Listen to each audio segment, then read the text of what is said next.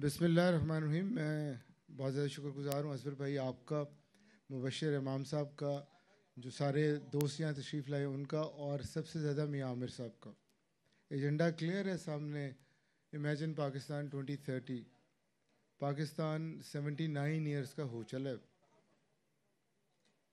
और आप United Nations के कोई भी इंडिकेटर्स उठा के देख लें, आपको पाकिस्तान की प्रोग्रेस, परफॉर्मेंस पता चल जाएगी।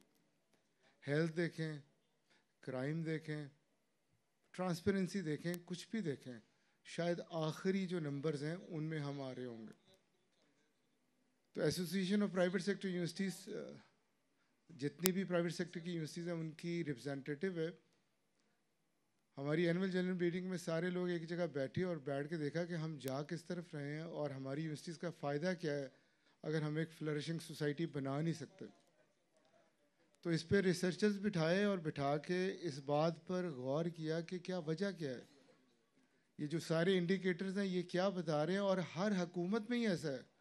अगर आप ग्राफ देखें तो 1947 से ये नीचे की तरफ ही आएगा, ये चेंज नहीं नज़र आएगा। इसका मतलब है कोई भी हुकूमत ऐसी नहीं थी जो कुछ बेहतर कर सकी हो। तो जो बेसिक इशू हमें पता चला, वो पता चला कि करैक्टर का इशू है हमारी पूरी कौम का। अगर आप बाहर जाएं, मिडल ईस्ट में जाएं या कहीं भी जाएं, वहाँ पे फिलीपींस के लोग या इंडियन लोग प्रेफर करेंगे पाकिस्तानियों की निस्बत। अगर आप जापान जाएं या जर्मनी जाएं, वहाँ पे भी यंगस्टर्स उन्हें चाहिए क्योंकि एजिंग पॉपुलेशन का मसला है, लेकिन वो पाकिस्तानी नहीं चाहिए।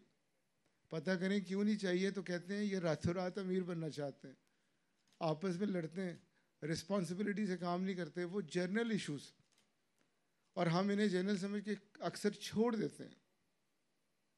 तो रिसर्च ने इंडिकेट किया कि अगर हम, और इसके अलावा एम्प्लॉयर से भी पूछा, बिजनेसमैन लोगों से भी पूछा कि हमारी यूथ में मसला क्या है, तो जो उन्होंने बताया वो तो बात वो भी सिमिलर थे कि ये इंटरव्यू पे अगले दिन टाइम पे नहीं पहुंचते,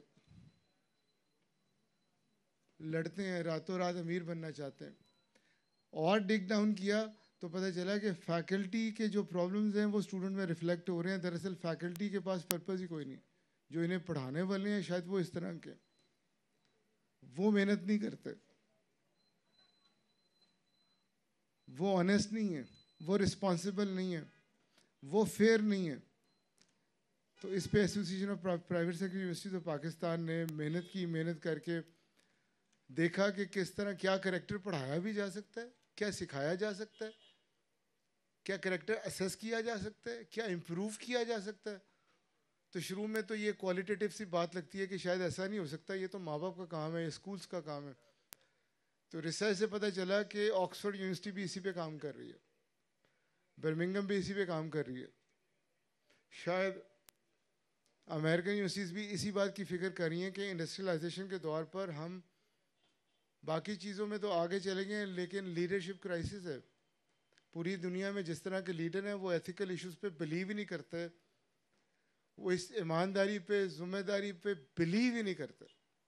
हालांकि असल अगर आप देखें, मेरे पास ताहिर खान साहब बैठे हैं, माँ उस्ताद हैं, ब्रांड तो प्रॉमिस का नाम है कि जो आपने कहा वो पूरा करना है।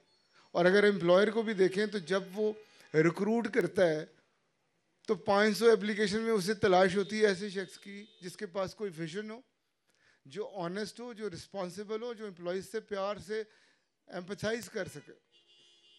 तो जो इंग्रेडिएंट मांग रहे हैं वो हमारे 21st सेंचुरी के ग्रेजुएट में तो है ही नहीं।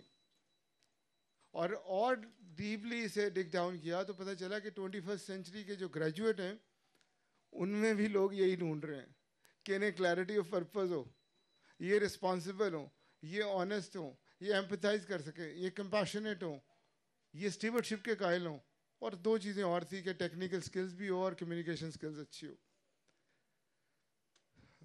तो उस दिन से इस तलाश में थे कि हम ट्यूशन सेंटर के अलावा यूनिवर्सिटियों को और क्या बना सकते हैं। हमारे यहाँ इंटेलेक्चुअल डिबेट होनी चाहिए और जो कौमी इश्यूज़ हैं उन पर बात होनी चाहिए।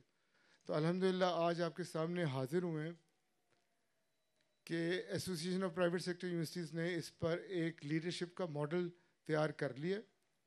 वो ऐसा मॉडल है जो कल भी वैलिड था और आज भी वैलिड है, अक्रॉस रिलीजन, अक्रॉस बाउंड्रीज, और जब भी आपने करेक्टर सिखाना है तो उसके लिए रोल मॉडल की ज़रूरत होती है। तो हमें अपने रोल मॉडल ठीक करके उस मॉडल के मुताबिक चलना पड़ेगा। और मैं सिर्फ ज़ुबानी बातें अकीदत में नहीं कर रहा। रोल मॉडल हम ढूंढते रहे, पहले पाकिस्तान में, फिर अमेरिका के प्रेसिडेंट्स में, फिर नेल्सन मंडेला में, लेकिन जो कड़ी मिली वो जाके हज़रत मोहम्मद सल्लल्लाहु अलैहि वसल्लम पे मिली।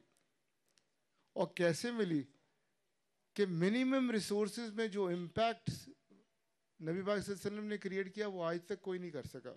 दरअसल हर यूनिवर्सिटी फ्लरिशिंग सोसाइटी बनाना चाहती है। नबी पाक सल्लल्लाहु अलैहि वसल्लम ने मदीना में वो सोसाइटी बनाई, मक्का बगैर लड़ाई के फतह किया, और जब आखिरी वक्त था तो लाखों लोगों को सीधे रास्ते पे दिखा चुके थे। खुतबा हुज्जतुल विदा में यही था। तो वो क्या थे? वो रसूल बनने से पहले, नबी बनने से पहले सादिक और अमीन थे। और मेरी कौम 95% मुसलमानों पे है, लेकिन आप देख लें ट्रांसपेरेंसी पे इनका नंबर शायद 137वां हो। और हम समझते हैं, मौलाना हजरात ने हमें समझाया है कि शायद ये जो मज़हब है ये आखिरत की चीज़ है, दुनिया में मुसलमानों ने या कौम ने, पाकिस्तानियों ने, जलीलियों ने, ऐसा नहीं है। जो रास्ता मेरे नबी पाक सल्लल्लाहु अलैहि वसल्लम ने बताया था शायद हम उससे दूर जा चुके हैं। अगर हम कामयाबी बिजनेस में चाहते हैं तो अपना ब्रांड बनाने के लिए हमें जो कह रहे हैं वो करना होगा। शॉर्टकट्स कहीं नहीं लेके जाएंगे। हमें क्लैरिटी ऑफ पर्पस चाहिए, हमें रिस्पॉन्सिबिलिटी से अपना काम करना चाहिए, क्योंकि यही तो इबादत है। हदीसें हैं, हदीसें हैं कि अपना काम ऐसे तरीके से करना इबादत है। तो हम इस मैसेज के साथ आप तक पहुँचे हैं। वो मॉडल जो नबी पाक सल्लल्लाहु अलैहि वसल्लम की लीडरशिप का मॉडल था, इनसाइड आउट अप्रोच पे प्रॉफिटिक मॉडल, वो एक किताब की सूरत में आपके सामने पेश कर दिया जाएगा और मॉडर्न केसेस की सूरत में। वो कोई इस तरह की चीज़ नहीं है कि जिसे आम आदमी समझ नहीं सकता। वो किताब अगर आप पढ़ते हैं और उस पर रिफ्लेक्ट करते हैं, आपके घर चेंज होंगे, आपके बिजनेसेस चेंज होंगे और ये सोसाइटी चेंज होंगी। जी, मैं प्रॉफिटिक लीडरशिप की बात कर रहा था, और मैं बात कर रहा था कि ये कोई अकीदत की बात नहीं है, ये रिसर्च के बाद ये मॉडल आपके आगे प्रेजेंट कर रहे हैं। लीडरशिप पे हज़ारों मॉडल्स आए हैं, मैंने पढ़े भी, पढ़ाए भी, लेकिन जो ये मॉडल है ये कल भी वैलिड था, आज भी वैलिड है, और ये आप सबकी खिदमत में पेश कर दिया जाएगा। स्टूडेंट्स तक ये जा रहा है, बिजनेसमैन तक ये जा रहा है, कॉर्पोरेट लीडर तक ये जा रहा है, ताकि हम अपनी सोसाइटी को इंडिविजुअल सतह पे चेंज कर सकें। अब सबकी यही डिबेट जारी थी कि हमारी एनुअल जनरल बॉडी में मियाँ साहब तशरीफ़ लाए। आप मियाँ साहब को दुनिया टीवी के हवाले से जानते हैं या पीवीए के चेयरमैन के हवाले से जानते हैं। शकील साहब, मैं इन्हें कौम के हवाले से जानता हूँ। 450 कॉलेजेस हैं जो तकरीबन 6 लाख लोगों को एजुकेट कर रहे हैं। 4 खूबसूरत यूनिवर्सिटियाँ इन्होंने मुल्क को दी हैं। तो ये असल कौम के मौसन है। और अब भी मसला कराची का है, लेकिन ये लाहौर से उड़ के यहाँ पहुँचे हैं। कराची खूबसूरत शहर था, रोशनियों का शहर था, और लोग कहते थे कि कराची तो इतनी खूबसूरत जगह, पीछे चाइना है सारा, साथ में सेंट्रल एशिया, कराची से तो अच्छी कोई ना पोर्ट हो सकती थी ना एयरपोर्ट हो सकता था। और देखें कराची का क्या हाल है, मैं क्या बताऊं, आप मुझसे बहुत ज़्यादा जानते हैं। रोना आता है कराची में आके।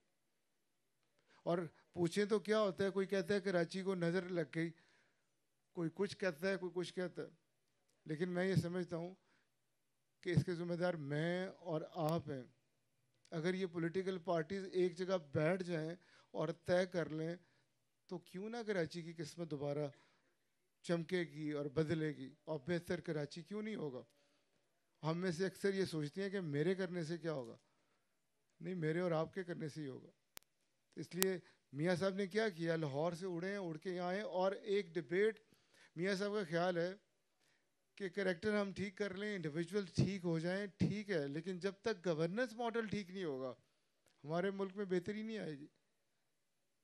मियाँ साहब कहते हैं बेशुमार लोग अच्छे आए होंगे जिन्होंने परफॉर्म करने की कोशिश की होगी, लेकिन शायद हमारा ये गवर्नेंस मॉडल इजाज़त ही नहीं दे रहा कि कोई अच्छा शख्स आगे आके परफॉर्म कर सके। तो मैं बेहद शुक्रगुजार हूँ आप सबका भी कि आप तशरीफ़ लाए, और यकीन करें मुझे तो आज बड़ी होप हुई है कि ये चेंज आएगी और ज़रूर आएगी। और मैं शुक्रगुजार हूँ मुबशर इमाम साहब का। याद रखा जाएगा तारीख़ में कि इस जगह पर हम कराची में सबसे पहले इकट्ठे हुए थे जब यहाँ बेहतरी आएगी। और मैं मियाँ आमिर साहब का शुक्रगुजार हूँ कि उन्होंने association of private sector universities की रिक्वेस्ट पर यह बेड़ा उठाया कि हम यूनिवर्सिटियाँ सिर्फ ट्यूशन सेंटर ना रहें बल्कि इंटेलेक्चुअल डिबेट हो, जिस तरह अलीगढ़ यूनिवर्सिटी में हुई थी जब पाकिस्तान बना था, जिस तरह अमेरिकन यूनिवर्सिटीज़ में होती है जब प्रेसिडेंशियल इलेक्शन होते हैं। तो इंशाल्लाह ताला यूथ तक हम जा रहे हैं। पंजाब में हमें बड़ा अच्छा रिस्पांस मिला, KPK में बड़ा अच्छा रिस्पांस मिला। कल तालिब करीब साहब के पास जा रहे हैं, ये हमारे एफसप के सिंध चैप्टर के प्रेसिडेंट हैं। परसों नवीद लखानी साहब के पास जा रहे हैं इकरा यूनिवर्सिटी में। यूथ से बात कर रहे हैं और यूथ शुरू में गुस्से में आती है, फिर शक से देखती है और फिर साथ मिलके कहती है हमने करना क्या है। तो इंशाल्लाह ताला कराची बेहतर होगा और दोबारा बनेगा इंशाल्लाह ताला। Thank you very much.